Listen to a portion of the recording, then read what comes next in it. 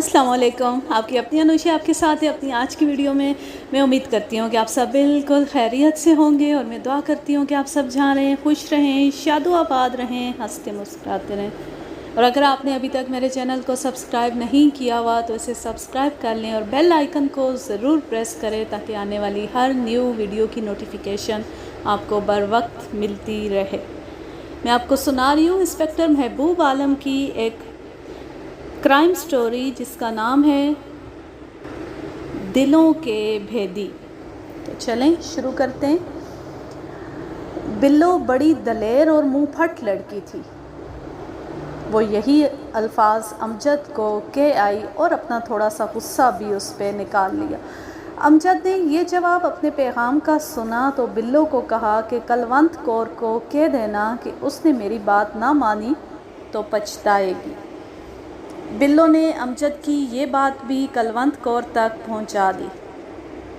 कलवंत कौर आखिर सिखों की बेटी थी और सिख दलेरी और ज़ुबान दराजी में मशहूर हैं। कलवंत कौर ने बिल्लो को कहा कि अब अमजद कहीं सामने आ जाए तो उसको कहना कि मैं सिखों से तुम्हारी दोनों टांगें तुड़वा दूंगी और बाकी उम्र बैसाखियों पर गुजारना। इस पैगाम में ये लफ्ज़ भी कहे कि उसको ये भी कहना कि तुम्हारे बाप की सूबेदार मेजरी मेरे बाप की दौलत के मुकाबले में कुछ भी नहीं। बिल्लो ने यह पैगाम बिल्कुल इन्हीं अल्फाज में अमजद तक पहुंचा दिया। अमजद ने कहा कि कलवंत अपनी दौलत और जेवर का रौब मुझ पर जमाती है। उसे कह देना कि मैं तुम्हारा बेड़ा गर्क कर दूंगा और तुम इस दौलत और जेवर को ढूंढती रहना जिसका रौब दिखाती हो। बिल्लो ने यह पैगाम कलवंत कौर तक पहुँचा दिया। इसके बाद कलवंत कौर ने कोई पैगाम ना भेजा और 2-3 गालियाँ देकर चुप हो गई। जब मैंने बिल्लो की ज़ुबानी ये सारी बात और पैगामात और अमजद की धमकी सुनी तो बिल्लो से पूछा कि ये पैगाम कितने दिन पहले गया था। बिल्लो ने बताया कि 14-15 दिन पहले की बात है। मेरी जगह कोई भी होता तो वो ये शक ज़रूर करता कि ये वारदात अमजद ने करवाई होगी। अभी तो मैंने कलवंत कौर से भी पूछ कुछ करनी थी। उससे पूछना था कि उसने क्या अमजद को बताया था कि उसके घर में इतने ज़्यादा ज़ेवरात हैं और रकम भी है और ये सब दौलत फ़लाँ ट्रंक में और फ़लाँ कमरे में रखी हुई है। अगर उनकी मोहब्बत कायम भी रहती तो भी उनकी शादी नहीं हो सकती थी। इसकी वजह यह है कि अमजद कलवंत कौर को साथ लेकर कहाँ जाता। ये तो महज जज्बाती बातें थीं कि कलवंत कौर घर से भागकर मुसलमान हो जाती और अमजद के साथ शादी कर लेती। सिख उसे कत्ल कर देते। वो सिखों का इलाका था और उस कस्बे में सबसे ज़्यादा आबादी सिखों की थी। इसके बाद हिंदुओं की और फिर आखिर में मुसलमानों का नंबर आता था और मुसलमानों की तादाद बहुत कम थी। सिख जल से जुलूस निकालने वाली कौम नहीं थी। उन्होंने कानून अपने हाथ में लेना था और दोनों को सज़ाए मौत दे देनी थी। मैंने बिल्लो को दोस्ती का यकीन दिलाया और वहाँ से उठ खड़ा हुआ। बाकी तफ्तीश थाने आकर करनी थी। मैं थाने चला गया। दिन के 3-3:30 बजे के दरमियान का वक्त था। थाने में रौनक लगी हुई थी। मेरे 2 असिस्टेंट थे। एक जूनियर सब इंस्पेक्टर जिसे सब इंस्पेक्टर बने अभी 3 ही महीने हुए थे। दूसरा एएसआई था। उन्हें मालूम नहीं था कि नकब ज़नी या डाका ज़नी की वारदात हो जाए तो क्या करना होता है। मैं तो जाए वक़ूआ पर मौजूद रहा था। उन दोनों ने मेरी गैर हाज़िरी में बहुत से मुश्तबे थाने में इकट्ठे कर लिए। उनमें 3-4 नकब ज़न थे, कुछ डकैती करने वाले थे और 2-3 दूसरे जराइम पेशा लोग थे। उनमें उस कस्बे का रहने वाला एक ही आदमी था। बाकी कस्बे के इर्द गिर्द करीब देहात के आदमी थे। सब इंस्पेक्टर और एएसआई ने उनसे पूछ कुछ शुरू कर दी थी। उन लोगों से हमारा तरीक़ा तफ्तीश आम मुश्तबों से बिल्कुल अलग थलग होता था। ऐसे समझ लें कि उन आदि मुजरमों के साथ हमारी करीबी रिश्तेदारी थी और हम एक दूसरे को बहुत अच्छी तरह समझते थे। उनमें से जिन पर शुबा ज़्यादा होता था उन पर पुलिस का दूसरा तरीक़ा बड़ी बेदर्दी से आजमाया जाता था। फिर उनको एक दूसरे के ख़िलाफ़ मुखबरी पर उकसाया जाता था। हर थाने का मुखबरी का एक बड़ा ही कारआमद निज़ाम लाजमन होता है। बाज़ थानेदार उसे और ज़्यादा बेहतर बना लिया करते हैं جو ہی کہیں سنگین واردات ہو جاتی ہے مخبر خود بخود تھانے میں پہنچ جاتے ہیں۔ ان مخبروں میں شہر یا علاقے کے معززین بھی شامل ہوتے ہیں۔ تھانے دار کو خوش رکھنے کی غرض سے وہ مخبری کیا کرتے ہیں۔ یہ لوگ اپنی اور اپنے افراد خانہ کی کرتوت پر پردہ ڈالنے کے لیے دوسروں کے گھروں کے اندر کی باتیں معلوم کرتے رہتے تھے اور ہر کسی پر نظر رکھتے تھے، ان کی ٹو میں لگے رہتے تھے، عورتوں پر بھی ان کی نظر رہتی تھی۔ پولیس کی یہ معزز مخبر دراصل پیشہ ور اور خاندانی خوش آمدی اور چاپلوس ہوا کرتے تھے۔ سب سے پہلے جو معزز مخبر میرے پاس آیا وہ ایک سکھ تاجر تھا جس کا کپڑے کا کاروبار تھا۔ وہ سوشل ورکر بھی تھا اور گردوارہ کمیٹی کا سربراہ بھی تھا، اور انگریز ڈپٹی کمشنر جب کبھی دورے پر آتا تو وہ استقبال کرنے والوں میں پیش ہوتا تھا۔ یوں کہہ لیں کہ دراصل وہ ہر دیگ کا چمچہ تھا۔ کوئی بھی تھانے دار نیا آ جاتا وہ سب سے پہلے تھانے پہنچ کر اس کے پاس حاضر ہوتا اور درباری سلام کر کے اس کا خاص قابل اعتماد مخبر یا چغل خور بن جاتا۔ وہ دراصل میرے بلاوے پر آیا تھا۔ مجھے یہ بھی معلوم تھا کہ اس نے اپنے مخبر پالے ہوئے تھے، بڑا امیر تاجر تھا۔ میں نے وقوعے والے گھر سے تھانے آ کر سب سے پہلے اس کو بلوایا تھا اور وہ دوڑتا ہوا میرے پاس پہنچا تھا۔ وہ اس معاملے میں تو کوئی رائے نہیں دے سکتا تھا کہ یہ نقب کس نے لگائی ہے۔ میں نے اس سے پوچھا کہ وہ نقب والے گھر کی لڑکی کلونت کور اور ان کی نوکرانی بلونت کور کے بارے میں کچھ جانتا ہے تو بتائے۔ اس نے بتایا کہ کلونت کور کو ایک مسلمان صوبے دار میجر کے بیٹے امجد کے ساتھ کھیتوں میں 2-3 بار کھڑے باتیں کرتے دیکھا گیا ہے۔ کلونت کور کے چال چلن کی نسبت اس نے تسلی کا اظہار کیا اور کہا کہ یہ لڑکی چال چلن کی خراب نہیں، اور وہ لڑکا امجد کوئی اچھے اخلاق والا نہیں، بڑا ہی شو باز اور اکڑ دکھانے والا لڑکا ہے۔ میں نے اس بارے میں کچھ اور باتیں پوچھی لیکن وہ کوئی خاص بات نہ بتا سکا۔ پھر میں نے بلونت کور کے بارے میں پوچھا، یعنی بلو کے بارے میں۔ اس نے بتایا کہ یہ لڑکی چال چلن کے معاملے میں داغدار ہے، لیکن ایسی بھی نہیں کہ اسے آوارہ کہہ دیں۔ اس نے کہا کہ بیچاری یتیم لڑکی ہے اور در بدر بھٹکتی رہی۔ اب اس سکھ تاجر نے بھی بتایا کہ گردوارہ کمیٹی نے یہ فیصلہ کیا تھا کہ بلو کو کلونت کور کا باپ اپنے گھر میں رکھ لے۔ اس کے بعد میرے 2-3 اور مخبر آئے اور ان سے بھی میں نے ایسی باتیں دریافت کی۔ کچھ تو انہوں نے اس سکھ تاجر کی رپورٹ کی تائید کی اور ان سے معلوم ہوا کہ بلو گھر سے باہر گھومتی پھرتی ہے اور کبھی ایسی ہنستی کھیلتی اور باتیں کرتی ہے جیسے پاگل ہو۔ انہوں نے یہ بھی کہا کہ کبھی وہ زندہ دل لڑکی لگتی ہے اور ایسے کہ فوراً ہاتھ آ جائے گی، لیکن وہ ایسی ہے نہیں۔ 2 مخبروں نے یہ رائے بھی دی کہ ہاتھ آنے والی تو نہیں لیکن کوئی زیادہ مضبوط اخلاق والی بھی نہیں۔ ان مخبروں نے ایک بہت ہی کارآمد بات بتائی۔ اس قصبے میں لہنگا سنگھ ایک مونا سکھ تھا، مطلب یہ کہ وہ داڑھی نہیں رکھتا تھا اور سر کے بال بھی بڑھنے نہیں دیتا تھا، ورنہ سکھوں کے بڑے ہوئے ہوتے ہیں۔ باقاعدہ ہیئر کٹ کرواتا تھا۔ وہ جرائم پیشہ مشہور تھا۔ اس قسم کے لوگوں کا دراصل کوئی مذہب ہوتا ہی نہیں۔ اس کی عمر 30 سال ہو چکی تھی۔ اس کو تو میں نے بھی دیکھا ہوا تھا لیکن زیادہ نہیں جانتا تھا۔ اس نے کبھی شادی کی تھی اور بیوی جلدی مر گئی تھی، پھر اس نے شادی نہیں کی۔ اس کماش کے آدمی عموماً شادی کیا ہی نہیں کرتے۔ ان کا اٹھنا بیٹھنا طوائفوں اور بدکار عورتوں کے ساتھ رہتا ہے۔ لہنگا نے ڈکیتی کی ایک واردات میں 3 سال سزائے قید بھی کاٹی تھی۔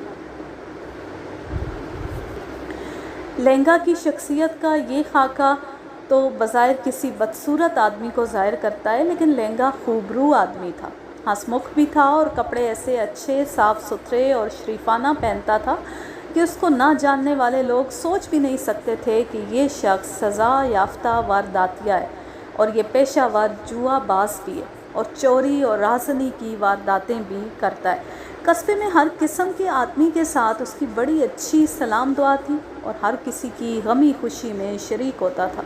اس میں خوبی یہ بھی تھی کہ کبھی کوئی واردات اپنے قصبے میں یا قصبے کے ارد گرد قصبے کے کسی گاؤں میں نہیں کی تھی۔ اپنے گھر میں اکیلا رہتا تھا۔ اس کا ایک بالکا یا شاگرد اس کی روٹی پانی کا انتظام کیا کرتا تھا۔ خاص بات یہ معلوم ہوئی کہ لہنگے کا بلو نوکرانی کے ساتھ معاشقہ چل رہا ہے۔ بلو کو جب بھی موقع ملتا تھا وہ لہنگے کے گھر پہنچ جایا کرتی تھی۔ لہنگے اور بلو کے اخلاق اور چال چلن کو دیکھتے ہوئے یہی کہا جا سکتا تھا کہ ان کے یہ تعلقات شریفانہ نہیں، لیکن لہنگے کے ایک مخبر دوست نے بتایا کہ ان کی آپس میں صحیح اور صاف ستھری محبت ہے۔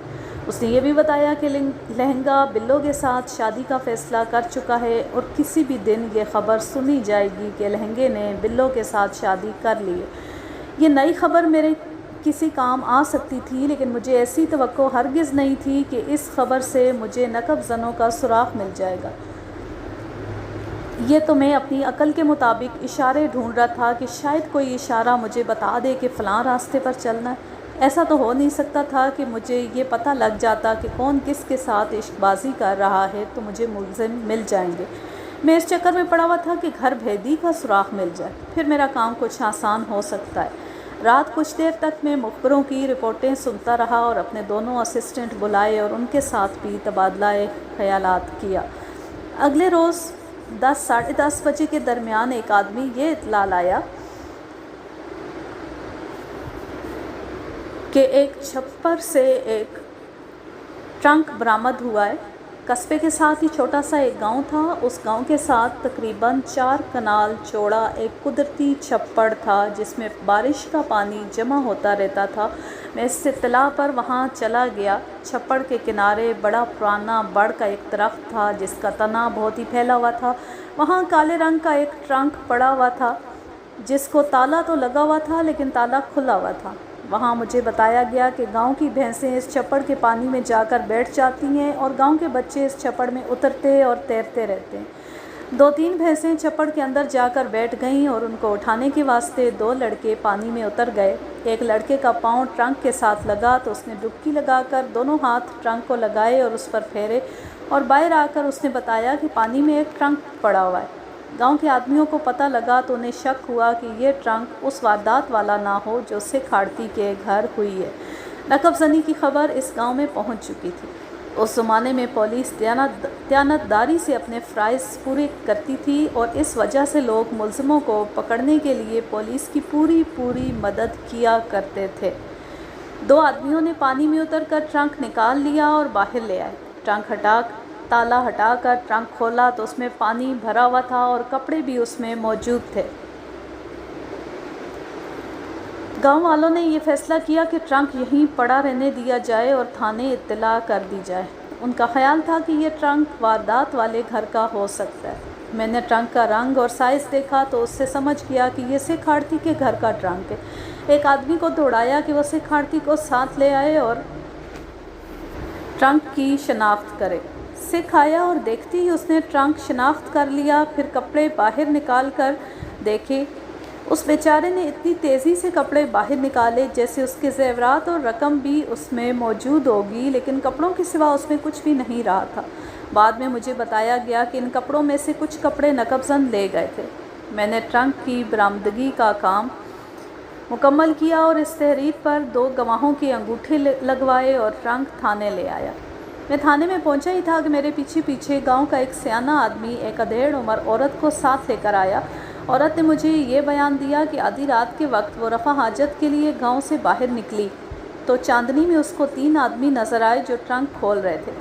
عورت پیچھے رک گئی اور دیکھتی رہی۔ وہ آدمی بڑ کے نیچے تنے کے قریب بیٹھے ہوئے تھے۔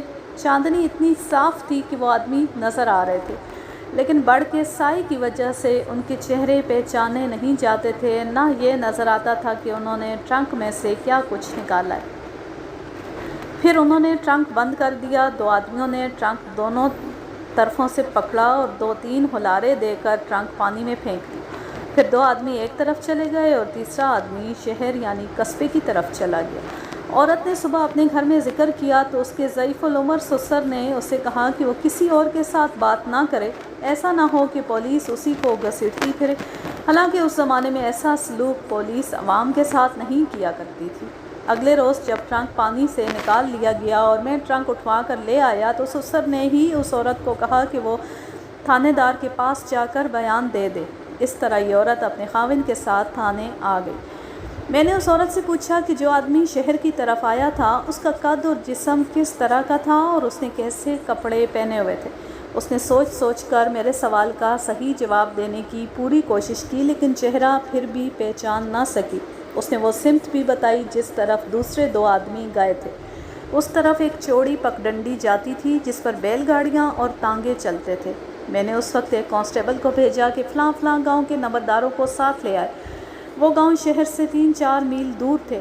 میں نے ان کے نمبرداروں کو یہ کہنا تھا کہ وہ اپنے اپنے گاؤں کے گھروں پر نظر رکھیں اور رات کو بھی دیکھیں کہ کون کسی گھر میں آتا جاتا ہے۔ نمبرداروں کو معلوم تھا کہ یہ کام کس طرح کرنا ہے۔ اب میرے سامنے 2 مشتبہ تھے، ایک لہنگا جس کا بڑا گہرا تعلق بلو کے ساتھ تھا۔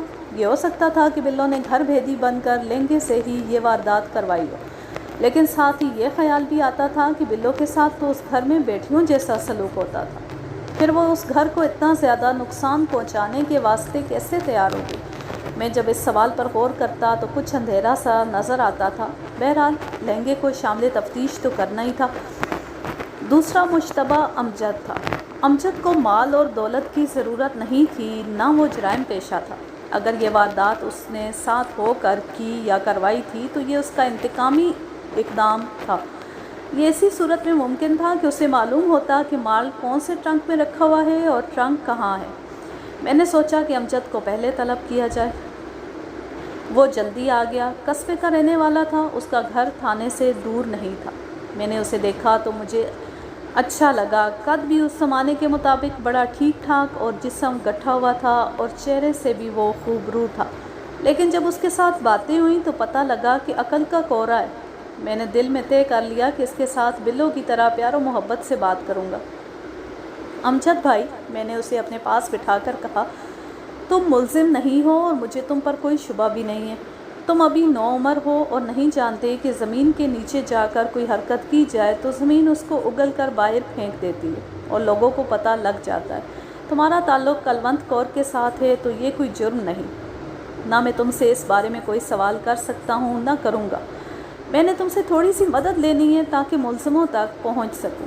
اس طرح میں نے بات شروع کی اور اس کو کچھ پھونک دی اور کہا کہ سکھوں کی سب سے زیادہ خوبصورت لڑکی اس پر مرتی ہے۔ وہ خوش ہوتا رہا اور ذرا سا بھی نہ سمجھ سکا کہ میں اس سے کس طرح اصل بات نکلوا رہا ہوں۔ میں نے اس طرح ہیر پھیر کر کے بات کی کہ یہ لڑکی اس کے پیچھے اتنی دیوانی ہو گئی تھی کہ اس کو یہ بھی بتا دیا تھا کہ اس کے زیورات اور رقم کس جگہ رکھی ہے۔ امجد ایسا بے وقوف نکلا کہ پھونک میں آ کر میری ہاں میں ہاں ملاتا گیا اور میری اس بات کو صحیح ثابت کر دیا کہ اسے معلوم تھا کہ زیورات کہاں رکھے ہیں۔ میں اس پر زور دیتا رہا کہ اس کو یہ بھی معلوم تھا کہ ٹرنک کون سے کمرے میں اور کس جگہ رکھا ہوا تھا۔ میری اس بات پر وہ چونک پڑا اور مجھ سے پوچھا کہ یہ باتیں کیا کلونت کور نے مجھے بتائی ہیں؟ میں نے ہنستے ہوئے کہا کہ مجھے تو یہ بھی معلوم ہے کہ کلونت کور محبت کو ناپاک کرنے پر راضی نہیں ہو رہی تھی۔ کیا تم اس کے ساتھ شادی کرنا چاہتے تھے؟ میں نے پوچھا۔ نہیں جی، اس نے جواب دیا، میری اپنی رشتہ داری میں ایک سے بڑھ کر ایک خوبصورت لڑکی موجود ہے۔ میں نے بھلا ایک سکھنی کے ساتھ ہی شادی کرنی تھی۔ میں تو اس کے ساتھ دوسری قسم کی دوستی چاہتا تھا، لیکن ابھی وہ مان نہیں رہی تھی۔ میں اس کو اور زیادہ سر چڑھاتا گیا اور آخر کہا کہ اب یہ بتا دے کہ اس نے یہ واردات انتقامی طور پر کروائی ہے یا اس کا کچھ اور مقصد تھا۔ اس بات پر تو وہ تڑپنے لگا اور قسمیں کھا کھا کر کہنے لگا کہ وہ اتنا گھٹیا اور ذلیل آدمی نہیں کہ اتنا بڑا جرم کرتا یا کسی سے کرواتا۔ میں نے کچھ اور سوچا ہوا تھا۔ میں اس پر یہی الزام لگاتا رہا کہ اس نے انتقاماً یہ واردات کروائی ہے۔ میں نے اس کے انکار کو تسلیم نہ کیا اور یہ کہا کہ اب وہ چلا جائے، میں اسے پھر بلاؤں گا اور وہ سوچ سمجھ کر مجھے جواب دے۔ اگر میں اس کا انکار تسلیم کر لیتا تو وہ فوراً اٹھتا اور بھاگ جاتا، لیکن وہ تو وہاں سے اٹھ ہی نہیں رہا تھا۔ وجہ یہ تھی کہ میں اس کو پکا مشتبہ کہہ رہا تھا۔ بڑی مشکل سے اسے اٹھایا اور بھیج دیا۔ میں نے 2 مخبر تیار رکھے ہوئے تھے۔ امجد کے جانے کے بعد میں نے ان مخبروں کو بلا کر کہا کہ اب وہ امجد پر نظر رکھیں اور دیکھیں کہ یہ کہاں جاتا ہے اور کس سے ملتا ہے۔ میں نے یہ بھی کہا کہ رات کے وقت بھی اس کو دیکھتے رہنا ہے۔ میں نے سوچا یہ تھا کہ یہ اگر ملزم ہے اور اس نے واردات کروائی ہے یا اس میں خود بھی شامل رہا ہے تو یہ فوراً یا رات کے وقت اپنے ساتھیوں کے پاس ضرور جائے گا اور ان کو بتائے گا کہ تھانے دار نے اس پر شبے کا صاف اظہار کر دیا ہے۔ اب لہنگے کی باری تھی۔ کچھ جرائم پیشہ مشتبہ ابھی تھانے میں موجود تھے۔ میں نے ان میں سے 3-4 کو الگ کیا اور ہر ایک کو الگ الگ کر کے یعنی اکیلے اپنے پاس بٹھا کر لہنگے کے بارے میں پوچھنے لگا۔ یہ لوگ ایک دوسرے کے خلاف کم ہی بولا کرتے تھے، لیکن تھانے میں ان کے ساتھ جو سلوک ہو رہا تھا اس سے وہ تنگ آ گئے تھے۔ اس وجہ سے انہوں نے کچھ باتیں بتا دیں۔ ان کے خیال میں یہ باتیں کوئی زیادہ اہم نہیں تھیں، لیکن میرے لیے یہ باتیں کارآمد ثابت ہو سکتی تھیں۔ ان سب کی بتائی ہوئی باتوں سے یہ پتہ لگا کہ لہنگا اس قصبے سے ہمیشہ کے لیے جا رہا تھا۔ میں نے وجہ پوچھی تو یہ جواب ملا کہ لہنگا اس وہم میں مبتلا ہو گیا ہے کہ اس کی قسمت بگڑ گئی ہے اور یہ قصبہ اس کے لیے منحوس ثابت ہو رہا ہے۔ وہ مسلسل جوا ہار رہا تھا اور کچھ عرصے سے اس نے کوئی واردات نہیں کی تھی۔ اس کے دل میں یہ ڈر بیٹھ گیا تھا کہ اس نے واردات کی تو پکڑا جائے گا۔ یہ تو میں جانتا تھا کہ یہ لوگ وہمی ہوتے ہیں اور جوتشیوں اور نجومیوں کے پاس جاتے رہتے ہیں۔ ان جرائم پیشہ اشخاص نے مجھے بتایا کہ لہنگے نے ایک جوتشی کو ہاتھ دکھایا تو جوتشی نے اسے کہا کہ وہ اس شہر سے نکل جائے تو پھر اس کی قسمت جاگ اٹھے گی۔ قصبے سے ہمیشہ کے لیے چلے جانے کی ایک وجہ یہ بھی تھی کہ یہاں اس کی 2 آدمیوں کے ساتھ بڑی سخت دشمنی ہو گئی تھی۔ وہ آدمی اتنے طاقتور اور اثر والے تھے کہ اسے نقصان پہنچا سکتے تھے۔ میں نے لہنگے کو پھانسنے کا ایک اور طریقہ اختیار کیا۔ میں نے جس طرح امجد کو پریشان کر کے بھیجا اور اس پر مخبر لگا دیے تھے، اسی طرح میں لہنگے کے ساتھ بھی کر سکتا تھا، لیکن وہ تمام مخبروں کو اچھی طرح جانتا اور پہچانتا تھا، اس لیے اس کے ساتھ امجد والا طریقہ اختیار نہیں کیا جا سکتا تھا۔ میں نے 1.5-2 گھنٹے صرف کر کے ایک خاص انتظام کیا۔ یہ سارا انتظام جب مکمل ہو گیا اس وقت غالباً 1 یا 1:30 بج گیا تھا۔ لہنگے کے ایک شاگرد کو جو اس کے ساتھ رہتا اور اس کے کھانے پینے کا انتظام کرتا تھا، ایک کانسٹیبل کو بھیج کر تھانے بلوایا۔ اس کا نام پتہ انہی مشتبوں سے معلوم کر لیا تھا۔ کانسٹیبل اسے جلد ہی لے آیا۔ وہ 22-23 سال کا نوجوان تھا۔ آڑت کی منڈی میں کوئی محنت مزدوری کا کام کرتا تھا اور چھوٹی موٹی چوری چکاری کر لیا کرتا تھا۔ میں نے پہلے تو اس کو ڈرایا اور کہا کہ لہنگے کو نہ بتانا کہ تمہیں تھانے طلب کیا گیا تھا۔ اس نے ہاتھ جوڑ کر کہا کہ وہ نہیں بتائے گا۔ پھر میں نے اس سے پوچھا کہ سکھ آڑتی کے گھر جس رات نقب لگی اس رات لہنگا گھر میں تھا یا نہیں؟ شاگرد نے ذرا جھجک کر جواب دیا کہ وہ گھر سویا ہوا تھا۔ اس وقت ASI میرے پاس بیٹھا ہوا تھا۔ میں نے شاگرد کی طرف سے توجہ ہٹا کر ASI کے ساتھ دھیمی آواز میں باتیں شروع کر دیں۔ مجھے معلوم تھا کہ لہنگے کا یہ بالکا میری باتیں سن رہا ہے۔ میں ASI کے ساتھ دھیمی آواز میں کہہ رہا تھا کہ مجھے لہنگے پر پورا شک ہے اور وہ اس واردات میں شامل ہے۔ میں پھر شاگرد کی طرف متوجہ ہوا اور اس سے 2-3 اور ویسے ہی بے معنی سی باتیں پوچھیں اور پھر 1-2 باتیں ASI کے ساتھ کی۔ میرا بولنے کا انداز ایسا تھا جیسے رازداری کی باتیں کی جاتی ہیں۔ تھوڑی دیر بعد میں نے لہنگے کے اس شاگرد یا ساتھی کو جانے کی اجازت دے دی اور پھر کہا کہ وہ لہنگے کو نہ بتائے کہ اسے تھانے بلایا گیا تھا۔ شاگرد اٹھا اور باہر کو چل پڑا۔ وہ دروازے میں سے نکل رہا تھا تو میں نے کہا کہ آج رات لہنگے کو گرفتار کر لوں گا۔ مجھے پکا یقین تھا کہ یہ شخص سیدھا لہنگے کے پاس جائے گا اور اسے بتائے گا کہ وہ تھانے سے آیا ہے اور تھانے دار کیا کہہ رہا تھا۔ مجھے توقع یہ تھی کہ لہنگا بے گناہ ہوا تو وہ سیدھا میرے پاس آئے گا اور اپنی بے گناہی ثابت کرے گا۔ میں نے پہلے بتایا ہے کہ جرائم پیشہ لوگ تھانے کے ہر بندے کے ساتھ سلام دعا رکھتے تھے اور چھوٹے بڑے تھانے داروں کو تو وہ خاص طور پر سلام کیا کرتے تھے۔ ان لوگوں کے ساتھ ہمارا تعلق رہتا ہی تھا۔ لہنگے کا یہ بالکا کوئی فرشتہ نہیں تھا بلکہ عادی چور اچکا تھا۔ اس نے لہنگے کو میری باتیں سنانی تھی۔ باقی دن بھی گزر گیا اور رات آ گئی، لیکن لہنگا تھانے نہ آیا، نہ ہی تھانے کے کسی اور آدمی سے ملا۔ مخبروں نے مجھے یہ اطلاع دے دی تھی کہ لہنگا یہی ہے اور اپنے گھر میں موجود ہے۔ اسے معلوم نہیں تھا کہ میں نے اس کے ارد گرد مکڑی کی طرح جالا بن دیا ہے اور اگر وہ نقب زنی کا مجرم ہوا تو اس جالے میں سے نکل نہیں سکے گا۔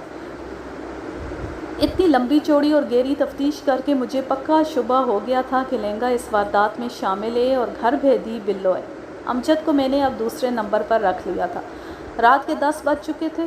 اس زمانے میں چھوٹے قصبوں اور دیہات میں رات کے 10 بجے کو لوگ آدھی رات کہا کرتے تھے۔ میں تھوڑی دیر پہلے لیٹا اور سو گیا تھا۔ ایک کانسٹیبل نے آ کر مجھے جگایا اور بتایا کہ اطلاع آئی ہے کہ لہنگا بلو کو ساتھ لے کر کہیں جا رہا ہے۔ میں اچھل کر اٹھا، وردی نہ پہنی، شلوار قمیض میں ہی دوڑتا ہوا تھانے پہنچا۔ ایک ہیڈ کانسٹیبل اور 6 کانسٹیبلوں کو ساتھ لیا۔ سب کے پاس رائفلیں تھیں، میرے پاس اور ہیڈ کانسٹیبل کے پاس ریوالور تھے۔ آج کے لیے بس اتنا ہی، اب میں لیتی ہوں آپ سے اجازت۔ جا رہے ہیں، خوش رہیں، شاد و آباد رہیں، ہنستے مسکراتے رہیں۔ اللہ حافظ، اللہ نگہبان۔